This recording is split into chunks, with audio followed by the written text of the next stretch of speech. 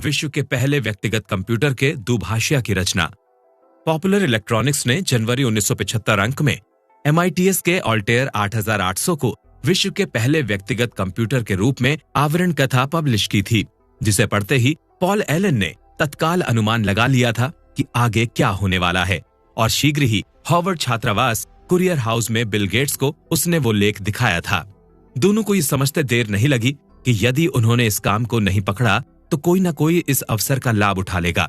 ऐसे में उन्होंने ऑल्टेयर 8800 के लिए पहले से ही प्रचलित कंप्यूटर कार्यक्रम भाषा बेसिक का दुभाषीय यानी इंटरप्रेटर विकसित करने का फैसला किया था, जो जल्द ही ऑल्टेयर बेसिक के रूप में प्रसिद्ध होने वाला था।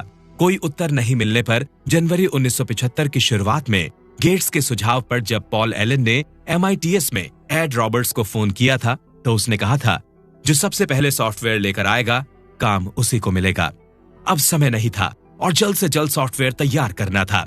चूंकि उनके पास ऑल्टेयर नहीं था, इसलिए पॉल एलन ने हार्वर्ड की एकन लेबोरेटरी में उपस्थित main frame computer DEC PDP-10 का उपयोग कर ऑल्टेयर का प्रतिरूप तैयार किया था और इंटेल 8080 माइक्रोप्रोसेसर की मैनुअल खरीदकर एक सप्ताह के भीतर सिम्युलेटर यानी नकल करने वाला सहित अन्य उपकरणों के सॉफ्टवेयर लिखना शुरू कर दिया था।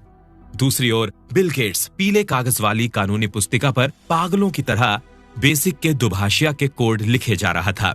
जो ही एलन का सिम्युलेटर सफल हुआ था, गेट्स ने DEC PDP-10 टर्मिनल उस कोड को अंकित करना शुरू कर दिया था। उन्होंने हार्वर्ड के छात्र की मदद से सॉफ्टवेयर की फ्लोटिंग पॉइंट संबंधी विशेष समस्या को भी दूर कर लिया था और दिन रात एक कर बेसिक इंटरप्रेटर तैयार कर पाने में सफल हो गया था। एड रॉबर्ट्स ने एलन को MITS में डायरेक्टर सॉफ्टवेयर डेवलपमेंट के रूप में पूर्णकालिक नौकरी का प्रस्ताव दिया था। मार्च 1975 की शुरुआत में पॉल एलन अल्बुकवेर्क चला गया था, जबकि गेट्स ने हार्वर्ड में ही रहने का फैसला किया था। लेकिन हार्वर्ड के कोर्स में ध्यान देने की बजाय गेट्स का पूरा ध्यान एलन के साथ सॉफ्टवेयर विकसित करने और कारोबार को ऊंचाइयों पर पहुंचाने की ओर लगा हुआ था। किसी तरह दूसरे वर्ष की पढ़ाई पूरी करने के बाद 1975 की गर्मियों में गेट्स ने हार्वर्ड की पढ़ाई बीच में छोड़कर एलन के पास अल्बुकवेर्क जाने का फैसला कर लिया था। माइक्रोसॉफ्ट की स्थापना। वैसे तो माइक्रोसॉफ्ट की अनौपचारिक स्थापना 4 अप्रैल 1975 को अल्बुकवेर्क, न्यू मैक्सिको, संयुक्त राज्य अमेरिका में हुई थी, लेकिन रजिस्ट्रेशन का प्रोसेस पूरा होने में करीब 1.5 साल का वक्त लग गया था। इस बीच 7 अप्रैल 1975 को एक नए इतिहास की शुरुआत हुई थी, जब MITS ने अपने पहले आधिकारिक मासिक समाचार पत्रक कंप्यूटर नोट्स में घोषणा की थी कि ऑल्टेयर के लिए माइक्रोसॉफ्ट द्वारा तैयार बेसिक सामान प्रोसेस दुभाषिया ऑल्टेयर बेसिक सक्रिय रूप से काम कर रहा था, जिसकी कीमत $500 थी। फिर 22 जुलाई 1975 को MITS ने ऑल्टेयर बेसिक के लिए बिल गेट्स और पॉल एलन के साथ डील पर सिग्नेचर किए थे।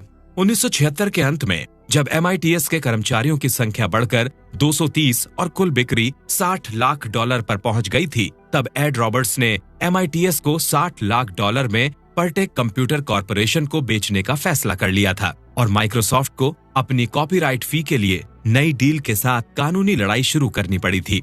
इस बीच माइक्रोसॉफ्ट ने बेसिक इंटरप्रेटर से आगे बढ़कर अन्य कार्यक्रम भाषाओं कोबोल, फोर्ट्रान और पास्कल में भी सामान प्रोसेस कार्यक्रमों का विकास करना तेज कर दिया था।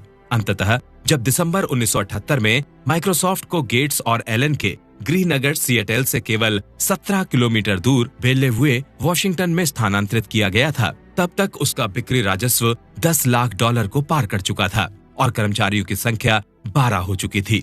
बाद में माइक्रोसॉफ्ट का मुख्यालय बेल्लेवुए के उत्तर पूर्व में 16 किलोमीटर दूर रेडमोंड में बनाया गया था। अब कंपनी ने अपना DEC सिस्टम 2020 खरीद लिया था। मार्च तक कंपनी के पास बेसिक, फोर्ट्रॉन 80 और कोबोल 80 के 100 से अधिक OEM यानी ओरिजिनल इक्विपमेंट मैन्युफैक्चरर ग्राहक हो गए थे। जापान स्थित पूर्वी एशियाई देशों का एजेंट काजुहिको के निशी अच्छा कारोबार ला रहा था। रंगीन कंप्यूटर पत्रिकाओं के पब्लिशर्स के कारण जापान की इलेक्ट्रॉनिक्स कंपनियों में उसकी अच्छी पकड़ थी, जिनके लिए माइक्रोसॉफ्ट के उत्पादों को बेचना अब बड़ा कारोबार सिद्ध हो रहा था। 2 बड़ी जापानी कंपनियों NEC यानी निप्पॉन इलेक्ट्रिकल कंपनी और रिको कंपनी ने माइक्रोसॉफ्ट सॉफ्टवेयर के लिए इतनी बड़ी राशियों की डील प्रस्तावित की थी, जो उस समय गेट्स और एलन के अनुमानों से बहुत बड़ी थी। इससे पहले टेक्सास इंस्ट्रूमेंट्स ने भी बड़ी डील की थी, जो दोनों के लिए आश्चर्यजनक आंकड़ा था। अब इनके पास इतना अधिक काम आ गया था और आ रहा था कि वो इसके लिए सॉफ्टवेयर डेवलपर की भर्ती भी नहीं कर पा रहे थे और तेजी से बढ़ती मांगों को निपटाने में देरी होने लगी थी। वर्ष 1978 का बिक्री राजस्व $13 लाख के थोड़ा ऊपर रहा था और वे अगले वर्ष $20 लाख की आशा कर रहे थे। इसी बीच जब माइक्रोसॉफ्ट को बेलुए सिएटल आए करीब 6 महीने ही हुए थे कि 1979 की गर्मियों में बेहद जाने पहचाने अमेरिकी उद्यमी रॉस पिरॉट ने माइक्रोसॉफ्ट को खरीदने का प्रस्ताव रख दिया था। केवल 23 वर्ष का बचकाने व्यक्तित्व वाला बिल गेट्स जब पिरॉट से मिलने डल्लास स्थित उसके मुख्यालय में सौदेबाजी के लिए उपस्थित हुआ था, तो पिरॉट और उनके शीर्ष कार्यकारियों ने न केवल उम्मीद से कम दाम लगाया था, बल्कि माइक्रोसॉफ्ट की व्यापक संभावनाओं के बारे में गेट्स के दावे को अनसुना कर दिया था। लेकिन बिल गेट्स को पता था कि माइक्रोसॉफ्ट क्या कर रहा था, क्या करने वाला था और उसकी कितनी अधिक कारोबारी संभावनाएं थीं। इसलिए वो उन लोगों को विनम्रतापूर्वक मनाकर वापस लौट आया था।